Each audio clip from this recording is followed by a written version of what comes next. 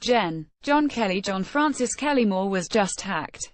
Not by Russian trolls, but by President Donald Trump. Donald John Trump, Ivanka Trump, Pence Opton kindergartners learning tech. Barara, Yates tamped down expectations. Mueller will bring criminal charges overnight. Cybersecurity. Equifax security employee left after breach. Lawmakers float bill to reform warrantless surveillance. Intel leaders keeping collusion probe open. Moriarty's pernicious and voracious need to be vindicated. It was a disappointing turn of events to see a marionette-turned-chief of staff take the White House lectern and complete his transformation from the adult in the room to a political attack dog. This new role serves neither his boss nor the nation well. It was a stunning development in what already had become a vulgar couple of days, a sacrosanct ceremonial act. The president calling the families of fallen soldiers to express his deepest sympathies had turned into a series of insults and accusations, started by President Trump himself. Kelly's comments in a vacuum were not off target. His frustration regarding the disgusting state of our civil discourse is shared by most Americans, and the rest of the world. Many would also agree that things that used to be sacred no longer are: women, religion, gold star families.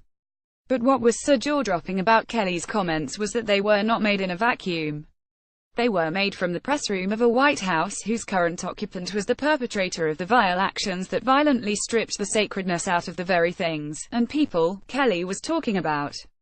Did Kelly forget that it was Trump who callously attacked a Gold Star family, the Khans, during the summer political conventions of 2016? Did he forget that it was Trump who viciously insulted a war hero, Sen.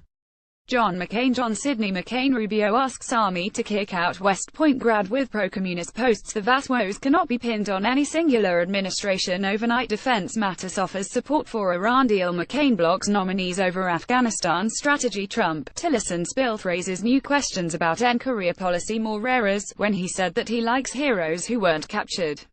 Did Kelly forget that it was his boss who was caught on tape bragging about committing sexual assault and attacking any woman he wanted by grabbing her by the genitals? Did he forget that it was his boss, and later Kelly himself as the Secretary of Homeland Security, that disrespected a whole religion by trying to implement the Muslim ban? I understand why Kelly was upset. After all, his own son's death had been brought into the putrid spiral of Trump rhetoric.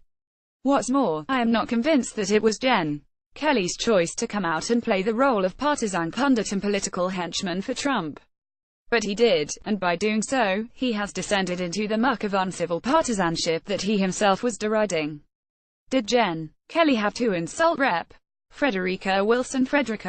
Overnight healthcare. Senate want vote on Obamacare repeal bill. GOP chairman ready to resume bipartisan talks. Republicans nix idea of pairing repeal with tax reform. FLA lawmaker warned officials before retirement home tragedy. Florida Dem abomination that seniors were left at nursing home where 8 died. More. DFLA, who was standing up for the young Gold Star widow who felt Trump had disrespected her, the memory of her fallen husband and their family. What's worse, we now know some of the things Kelly asserted about the Congresswoman are not true. Yes, the Congresswoman took it up a notch by going on TV to stick up for the young wife who was upset by Trump's call.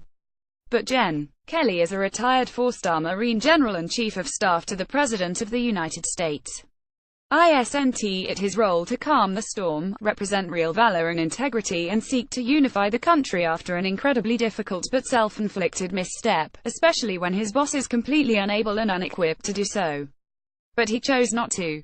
Furthermore, Kelly did a huge disservice to Trump when he shared with him how he was informed by his friend and colleague, Joseph Dunford, that his son was killed on the battlefield in 2006. I don't believe Kelly intended to give his boss bad advice, but when he mentioned the words that were used with him, one similar to what Trump used when he spoke to the young widow of fallen soldier, Sergeant La David Johnson, he should have differentiated between the varying contextual realities that exist between his life and that of most Johnsons. The words he knew what he was signing up for, or any variation thereof, will fall very differently on the ears of an older, lifelong Marine General than they would on the ears of a 24-year-old mother of 2, who has another on the way, especially when they are coming from someone who didn't even seem to know her husband's name. We know Trump can do better. We know he has the ability to at least seem empathetic. We recently heard a very different call he placed to another young widow. In that call, Trump used appropriately sensitive language. Jen. Kelly should have told him to repeat those sentiments exactly, or he should have sought out better advice for his boss on how to handle these sensitive calls. He should not have shared the words he received and passed them on as if Trump should use the same approach. But when Kelly stepped up to the national podium to try to vindicate and defend the indefensible with hypocritical statements full of sad irony, he not only did a huge disservice to Trump, he also sadly did a huge disservice to himself and to the nation he has loved and served all of his life. Maria Cardona is a principal at the Dewey Square Group, a Democratic strategist and a CNN Espanol political commentator. Follow her on Twitter at Mariat Cardona.